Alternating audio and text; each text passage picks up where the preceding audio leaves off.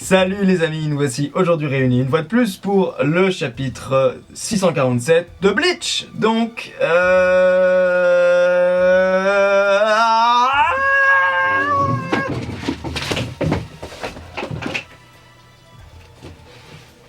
Ouais.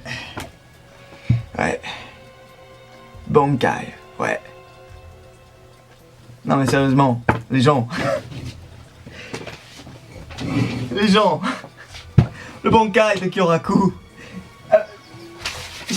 J'avais besoin que des 2 dernières pages de chapitre pour faire cette réaction. Je veux dire, ça fait tellement longtemps qu'on l'attend. Et là, on nous tease.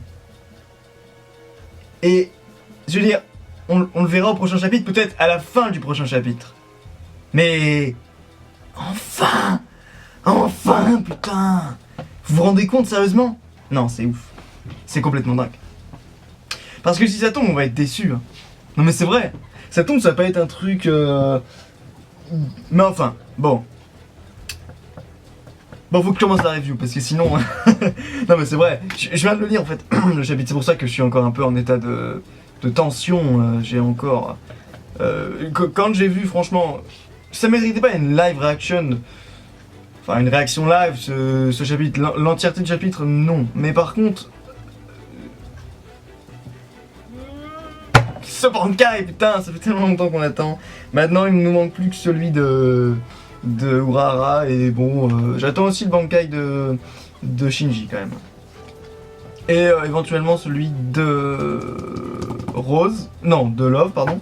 Et celui de... qui d'autre? Qui est-ce qu'il y a encore? Bah c'est bon, je crois, au niveau des Bankai. Ah si, Ukitake, mais bon, il est un peu... Il est pas vraiment là. Donc c'est parti pour cette review du chapitre 647. Donc là j'ai bien allongé mon introduction. Donc maintenant il va falloir que j'aille un peu plus vite. Donc Kyoraku versus l'île Les Barreaux. Ça continue là où on s'était arrêté. C'est-à-dire au moment où Kyoraku s'était fait trichoter, hein, donc 3 fois de suite. Donc j'ai revu le chapitre précédent et il s'avère que les tirs provenaient de l'aile de l'île Les Barreaux. En fait, vous voyez, il a des petits trous dans les ailes et ces trous projettent, je sais pas, projettent le rayon capable de tout transpercer. Et donc là où c'était impressionnant la première fois en forme normale puisqu'il en avait qu'un seul, là maintenant qu'il en a au moins, je sais pas, une douzaine, c'est complètement ouf. Alors... C'est... Techniquement d'ailleurs dans le chapitre on le voit pas trop à l'œuvre l'île Les Barreaux, c'est beaucoup plus un chapitre dédié à Kyoraku. Mais bref, donc commençons. Première partie, on retrouve Kyoraku qui est blessé. On ne retrouve pas les 3 blessures, je me rappelle qu'il y en avait une ici, une là et une là il me semble. Et la seule qu'on voit véritablement c'est la blessure à l'épaule qui lui a laissé une sacrée marque ici, hein, une espèce de gros trou. Donc ça doit faire mal, honnêtement ça doit faire mal. Et mais à ce moment-là, Kyoraku a un discours intéressant, alors que effectivement l'individu lambda, le Shinigami lambda, se serait fait au moins serait tombé dans l'inconscient après une telle blessure. Lui non, il est même pas. Je veux dire, effectivement il a mal, mais il a été capable de courir pendant, enfin sur plusieurs centaines de mètres probablement. Donc ça prouve que Kyoraku est une bête, voilà, mais on le savait déjà, mais voilà, bon c'est intéressant de le noter. Et notamment il y a un truc intéressant à noter aussi, c'est que il reprend un petit peu le discours qu'avait Stark. Vous vous rappelez, parce que je sais pas si c'était spécifiquement dans l'animé ou dans le manga, mais dans l'animé en tout cas je me rappelle très bien, Stark il avait une manière, enfin à la fin ses dernières paroles c'est en gros pourquoi je suis fort, en gros pourquoi j'avais autant de Reiatsu, parce que c'est d'ailleurs pour ça qu'il ne pouvait pas avoir d'amis dans le Wakamundo, c'est-à-dire que il était tellement puissant que sans le vouloir il tuait les pauvres holos qui passaient devant lui quoi. Et en plus de ça, Stark, du fait de sa puissance, se retrouve obligé de se confronter à des adversaires extrêmement puissants. Et du coup, il se retrouve au centre des batailles, ce qu'il n'avait pas du tout envie de devenir en fait. Stark, c'était pas du tout, il n'avait pas de volonté particulière de défoncer le Shinigami, c'était juste par un concours de circonstances pour remercier Aizen, et simplement parce qu'il était là et que voilà, il fallait qu'il se batte, et tout simplement aussi parce qu'il était très fort. Et Kyoraku, c'est un peu le même discours ici, et c'est vrai qu'on se rend compte de plus en plus que Stark et Kyoraku étaient très similaires, c'est qu'ils sont pas motivés pour se battre, tu vois, c'est pas Kenpachi, ils ont pas l'envie de se battre spécifiquement, tu vois, mais déjà c'est leur devoir, surtout pour Kyoraku, on l'avait bien vu hein, contre Stark à la fin. Et surtout parce qu'ils sont pas assez faibles pour mourir en fait, c'est ça. Ils sont pas. Kyoraku il est pas assez faible pour pouvoir mourir après les attaques après avoir essuyé les attaques de Lily Barrow. On note aussi une deuxième chose, c'est que il réévoque, enfin il évoque de nouveau Nanao, ce qui fait que réellement on comprend qu'il a besoin de sa présence, hein, que Nanao c'est comme voilà, c'est plus que son lieutenant, c'est comme sa moitié en fait. Nanao voilà, il a besoin de l'entendre un petit peu l'engueuler, ça fait partie de son quotidien, et là il se retrouve un petit peu tout seul. Et en même temps, c'est ce qu'il cherche à être tout seul, hein. Bon, on sait très bien pourquoi. Je note aussi qu'il n'a pas son chapeau, hein. Là, il n'a plus son chapeau, et ça peut vous paraître un peu anodin comme info, mais on en reparlera à la fin de la revue. Lily Barrow, donc ensuite, lui tire dessus avec donc les trous de ses ailes, et Kyoraku arrive non sans mal à se tirer de là, mais enfin voilà, c'est chaud quoi, il l'admet lui-même. Et il y a quelque chose de très surprenant avec Lily Barrow, c'est qu'en fait, non seulement il est intangible, alors il tire comme il tire probablement à la vitesse de la lumière, enfin je sais pas, mais enfin ça a l'air extrêmement rapide. Il est intangible, c'est-à-dire qu'on peut pas techniquement on peut le transpercer, ça lui fait rien. Et troisième chose, il peut se téléporter. Mais c'est pas du style oui je me téléporte, c'est-à-dire je vais d'un point A à un point B à la vitesse la plus rapide du monde. Non, c'est pas ça, c'est comme si on avait l'impression que un moment il est là, puis un autre moment il est là. Et voilà, c'est tout, c'est juste ces atomes. Un moment ils sont là, puis un autre moment ils sont là. Ça, vous voyez, ça fait voilà, c'est juste il se transfère c'est plus un transfert, voilà, c'est plus un transfert qu'une téléportation. Enfin bon, la différence pas énorme, je vous le concède, mais enfin voilà, bon.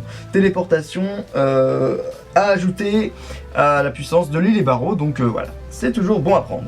Alors ensuite, on voit Kyoraku qui utilise un Hado jusqu'ici non révélé, on ne le connaissait pas il me semble, hein. C'est le Hado numéro 78 qui s'appelle Zangerin.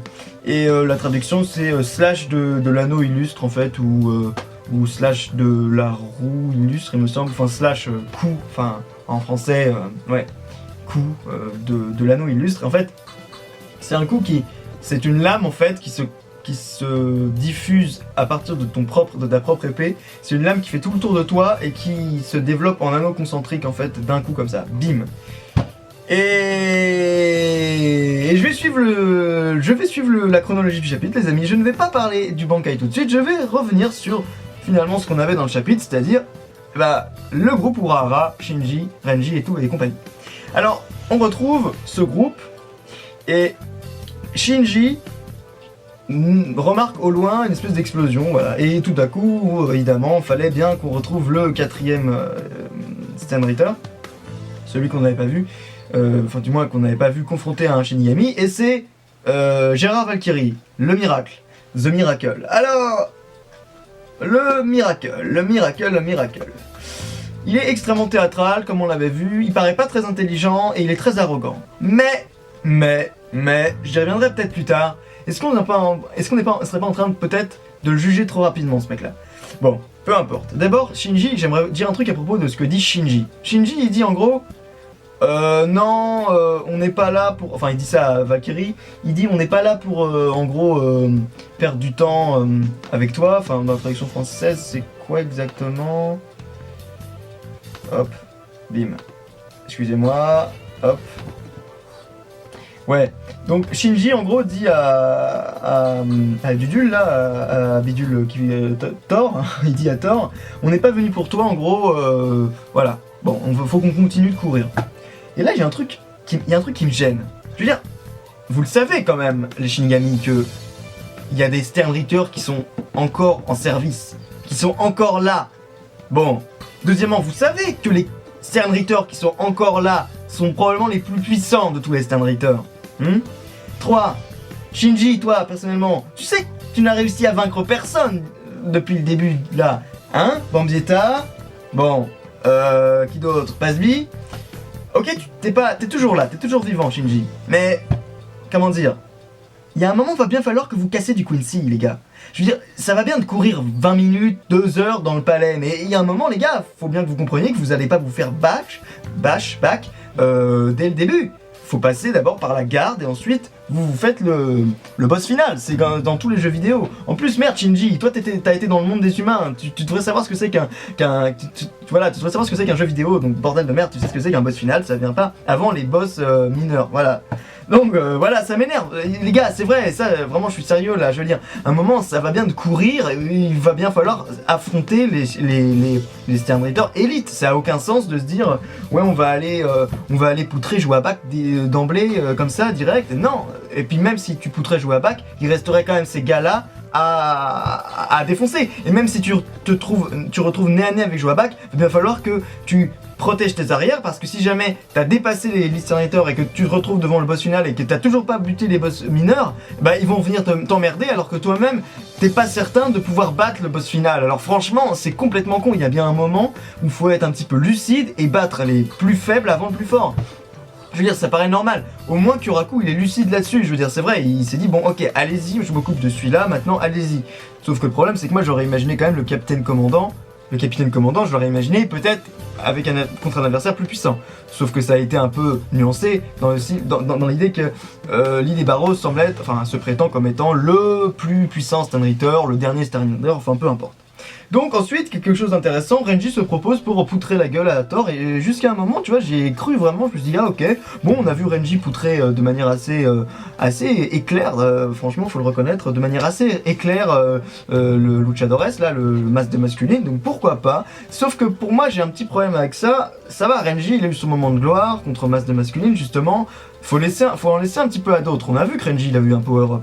Alors, en fait, bon, ça va être un combat en groupe. Alors, cela dit, ça va être. Je sais pas encore, ça peut encore changer d'ici là, mais je suis content de voir que The Miracle inclut tout le monde avec sa grande cape. On va en parler d'ailleurs. Inclut donc y compris Shinji, puisque merde, j'ai envie que Shinji au moins fasse quelque chose dans ce putain d'arc. C'est vrai, merde. Au moins qu'il utilise son Shikai de manière. Oh, attendez, je viens de penser à un truc. Gérard Valkyrie, on l'a vu se perdre, non? Ça veut dire qu'il a un sens de l'orientation merdique. Donc ça veut dire que Sakanade ne servira absolument à rien. Parce que déjà que le gars il est nul directement, si tu inverses tous ces sens de l'observation, le gars il va aller dans le bon sens finalement. Ce serait excellent que ça arrive. Non, bon. Mais au moins le Bankai de Shinji, sérieusement, ouais, ce serait pas mal. Donc ensuite, voyons. Le pouvoir du Miracle, qu'est-ce qu'on peut en dire? Pour l'instant, on peut dire qu'il semble fort, de par sa constitution physique et le fait qu'il soit tombé, je sais pas pourquoi, il a sauté, il a aucun dégât, il s'est pris, il a causé une explosion, donc il a l'air très puissant. Il a arrêté il a pas arrêté, mais disons, Renji il a un peu bloqué sans le vouloir le Zanpakuto de Renji, du coup il a pas du tout bougé quoi, tu vois, si Renji avait mis vraiment de la force, peut-être que lui était faible, peut-être qu'il aurait un peu été secoué, mais là même pas en fait. Donc d'accord. Et autre chose, sa cape, ça c'est le plus intéressant, sa cape s'est agrandie comme ça, et a suivi donc le mouvement de ses bras par sa volonté, par la simple force de sa volonté. Donc voilà, pas grand chose de plus à savoir là-dessus. Mais The Miracle, il y a autre chose à dire, il a l'air extrêmement confiant. Extrêmement confiant. Et il dit, en gros, même un miracle ne pourrait pas vous sauver tous. Enfin, même un miracle, en fait, ne pourrait pas vous sauver en 1 contre 1 contre moi. Et je me dis, en fait, The Miracle, c'est bizarre pour un mec comme ça. Parce que, un mec qui s'appelle The Miracle, on n'imagine pas que ce soit un mec balèze, fort, qui utilise simplement la force pour se battre. Non, il doit y avoir un truc en plus. C'est ça qui est inquiétant avec ce gars-là. C'est que, d'apparence, il a l'air vraiment simple comme personnage. C'est Thor, quoi. Et Thor, bon, voilà, c'est de la force et un marteau, quoi, les gars. C'est basique. Bon, ok, un marteau qui, voilà, de la foudre, mais c'est bien, mais ça reste de la puissance à état brut. Tandis que là, The Miracle, ça a l'air un pouvoir un peu intelligent, un peu... Enfin, pas intelligent, mais un peu tordu, vous voyez ce que je veux dire. Et le gars a l'air tordu, d'ailleurs. Quand on le voit avec ses yeux, là, qui étincellent, le gars a l'air tordu. Deuxièmement aussi, par rapport à ce personnage, il paraît trop arrogant et du coup trop bête pour que ce soit vrai. Ça paraît trop facile, si vous voulez. Ça paraît beaucoup trop facile que ce personnage soit si évident. Que ce soit juste, voilà, un Thor, le Thor de Bleach, et qu'il soit juste fort. Non, il y a forcément un truc chelou avec ce gars. Moi je le dis, son pouvoir, à mon avis, sera un des plus compliqués des 4 Stenrita. À mon avis. Hein. Mais bon, peu importe. Shinji aussi dit un truc qui m'a mis un petit peu, pas hors de moi, mais franchement j'avais envie de le secouer, Shinji. J'avais envie de secouer Shinji. Et pourtant j'adore Shinji, hein, mais il dit... Wow, il aime parler celui-là. Et là je me dis, mais Shinji, regarde-toi. Tu es le gars dans One Piece avec... dans Bleach, avec Aizen, je suppose, qui adore le plus parler. C'est vrai, c'est le gars qui explique enfin peut-être aussi Rose est pas mal dans le même cas d'ailleurs. Mais Shinji, c'est le mec qui explique ses capacités avant le combat à tout le monde. Et tout le monde, à cause de ça, arrive à le contrer. C'est génial quand même. C'est génial autant de conneries. Donc voilà. Ensuite, mais bon, Shinji, je crois en toi encore, tu vas nous sortir un truc badass, j'espère au moins que ça va marcher, et bon, si ça marche pas, t'auras été un personnage cool quand même. Par contre, là, on doit quand même passer aux choses sérieuses, là, bon, je quitte un petit peu ce groupe-là. Oh, petite chose aussi, on a retrouvé Urara, donc il était pas parti, il était juste là, bon. Ok, là, troisième partie concernant le Bankai de Kyoraku. Et là, on retrouve un élément qui avait un peu disparu, c'est Nanao, un personnage.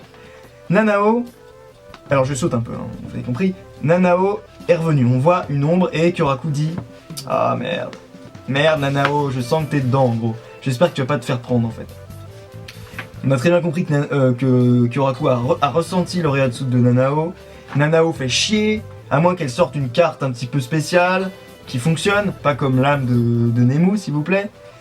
Bon, je sais pas, mais ça montre quand même au niveau des personnages que les deux ont besoin l'un de l'autre. Ils peuvent pas se quitter, elle a pas pu le quitter comme ça en se disant il va réussir, non, il faut qu'elle l'aide. Donc voilà, c'est intéressant de ce point de vue là, ça explique pas mal de choses au niveau de leur relation. Mais passons aux choses sérieuses les amis, son Bankai. Kyoraku a un dernier monologue concernant le fait qu'il est enfin seul, qu'il va enfin pouvoir utiliser son Bankai. Donc ça les gars, oui, on a compris. On a compris que Kyoraku a besoin d'être tout seul. Est-ce qu'il a fait exprès, d'en gros, de courir, de fuir l'île Barreau pour pouvoir utiliser son Bankai? Oui, c'est très très probable. Kyoraku a fait ça pour s'éloigner réellement. Et ça en dit long sur la puissance de la puissance de le rayon d'action de son Bankai. Ça en dit long les gars. Parce que s'il est obligé en plus de ça de partir, de vraiment partir super loin, de revenir au début avant que... Enfin vraiment il dit lui-même de revenir au point de départ, ça veut dire que c'est un Bankai qui a une portée, qui a un rayon d'action extrêmement grand. Deuxièmement, finalement en fait les gars, je vais aller tout de suite au point final, je veux dire, son Bankai. Qu'est-ce qu'on voit? Qu'est-ce qu'on peut imaginer? Qu'est-ce que c'est? Alors le nom, Katen Kokotsu, on a compris. Kuromatsu, je l'ai noté, Kuromatsu Shinju. Kuromatsu, ça veut dire pain noir. Un pain noir, c'est une variété de pain au Japon. Et Shinju, j'ai lu la traduction de Manga Stream, c'est Double Suicide, c'est-à-dire double suicide. Et le titre du chapitre, c'est le théâtre du suicide, ou le suicide théâtre, enfin suicide théâtre, les deux mots, j'arrive pas très bien à lier les deux. Alors, on voit dans l'image Kyoraku qui est assis, qui a pris ses deux épées comme ça, et qui les met en face de lui, qui s'assoit par terre et qui les met en face de lui, comme ça. Il les plonge par terre, et elle semble embrasser le sol comme si il utilisait Kageoni, c'est-à-dire il plonge ses épées dans de l'ombre. Et ensuite, je vais les poser. Ensuite, ce qu'il fait, c'est que, en s'asseyant, tout autour de lui se ramifie, ouais, ce mot existe. Tout autour de lui se développe, se ramifie des branches de pin noir, mais sous la forme d'ombre en fait. Et derrière lui, chose très intéressante, il y a une ombre en fait, une ombre de lui-même. Et cette ombre a un chapeau. Alors, c'est pour ça que j'ai dit ça tout à l'heure. Je veux dire, ok, ça n'a pas vraiment de sens. Pour l'instant, on ne sait pas ce que ça veut dire, elle a un chapeau. Enfin, on voit bien le chapeau de Kyoraku. Mais pourquoi ce serait intéressant? Bah c'est juste intéressant pour noter le fait que c'est pas une ombre naturelle. C'est une ombre artificielle. Et quand j'entends, c'est-à-dire que s'il avait encore son chapeau, on pourrait comprendre que c'est la silhouette. Mais non, là, c'est une ombre artificielle de Kyoraku. Et quand je vois le mot double, au début, tu peux penser double suicide, il va se suicider 2 fois, ça n'a aucun sens. On est bien d'accord? Enfin, pour l'instant, ça n'a pas de sens. Mais on pourrait très bien penser, c'est un double, c'est-à-dire c'est un double de lui-même, c'est une doublure en fait. Et suicide, honnêtement, les gars, je ne sais pas ce que c'est. Je peux pas savoir. Donc, en conclusion, on a des branches de pin, une doublure, en ombre, une silhouette doublure, et une zone de dégâts qui semble être extrêmement grande.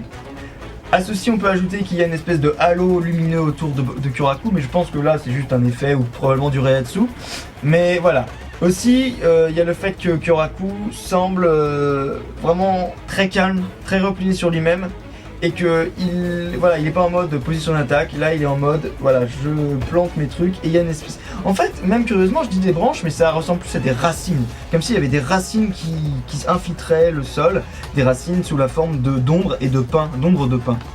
Donc voilà, les gars, les amis, c'est absolument... C'est tout ce que j'ai à dire à propos de ça. Juste pour terminer que... putain, enfin, le Bankai de Kyoraku, c'est un truc de malade. Le prochain chapitre, enfin c'est la hype totale parce que franchement je suis autant intéressé par le Bankai de Kyoraku que par le Miracle. Donc franchement, bon plus par le Bankai je dois l'avouer. Mais franchement, je dois vous dire que là, c'est les points importants de Bleach sont en train de se régler. Le Bankai de Kyoraku, c'était pas juste voir un Bankai, c'est quelque chose qu'on nous avait, comment dire, on nous avait teasé avec ce Bankai, on nous avait lentement indiqué que ce Bankai était puissant, tout en nous cachant vraiment tout ce qu'il pouvait faire. Enfin, on va pouvoir le voir. Kyoraku, c'est un personnage très puissant, et probablement que là, on va voir une nouvelle part de ce personnage, que pour moi, je trouve assez compliqué. Il a un côté très gentil, très sympathique, et puis derrière, je trouve qu'il a un côté très cruel, en vérité. Pas cruel, mais très impitoyable, j'avais déjà dit, et très sombre, du coup. Donc, Kyoraku, j'attends ton putain de Bankai avec extrêmement d'impatience. Et enfin bon, voilà. J'ai rien d'autre à dire, les amis. Hey les gens, petite précision, parce que oui, dans ma vidéo, je suis en train de dire, là, justement, à ce moment-là, je suis en train de dire que je ne vais pas faire de théorie sur le Bankai de Kyoraku, mais quand même, j'ai envie de faire un petit truc, j'ai envie d'apporter un nouvel élément. Oui, parce que je suis allé sur les forums, j'ai bourlingué, voyez-vous, j'ai regardé des trucs, parce que je suis allé fureter, j'ai tapé Kuromatsu Shinju sur Google, et évidemment, il y avait des gens, des connards qui avaient déjà tout trouvé, enfin non, pas tout, parce qu'on ne sait pas évidemment, mais qui avaient déjà trouvé des trucs pas mal. Alors c'est vrai, j'ai pas relevé réellement, du moins j'ai pas lié le fait que le chapitre s'appelle Theater Suicide, et oui, le théâtre suicide au théâtre, ou je sais pas, comme vous voulez. Mais enfin l'idée c'est qu'en fait peut-être que ce Bankai finalement c'est pas un jeu d'adultes ou d'enfants ou tout ce que vous voulez, mais c'est plutôt en fait une pièce de théâtre. Et bah oui, divertissement pour les enfants, boum, un jeu, divertissement pour les adultes, boum, une pièce de théâtre. En plus ce serait basé sur une pièce de théâtre japonaise qui s'appelle Sonezaki Shinju. Et en fait c'est l'histoire de deux amants qui vont qui vont se suicider sous un pin en fait. Donc voilà, donc tout concorde, ça serait donc peut-être ce nouveau Bankai serait probablement peut-être une pièce de théâtre.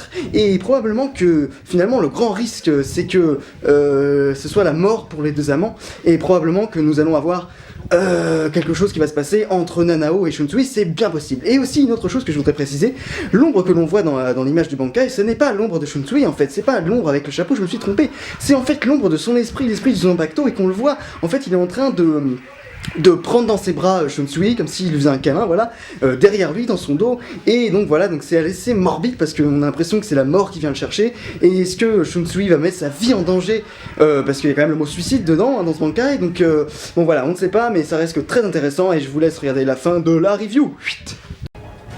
Il n'y a pas vraiment de théorie à avoir, là j'ai juste envie d'attendre ce que va nous révéler Kyoraku. Allez les amis, ciao, et mettez vos théories dans les commentaires si ça vous chauffe. Allez, ciao les amis.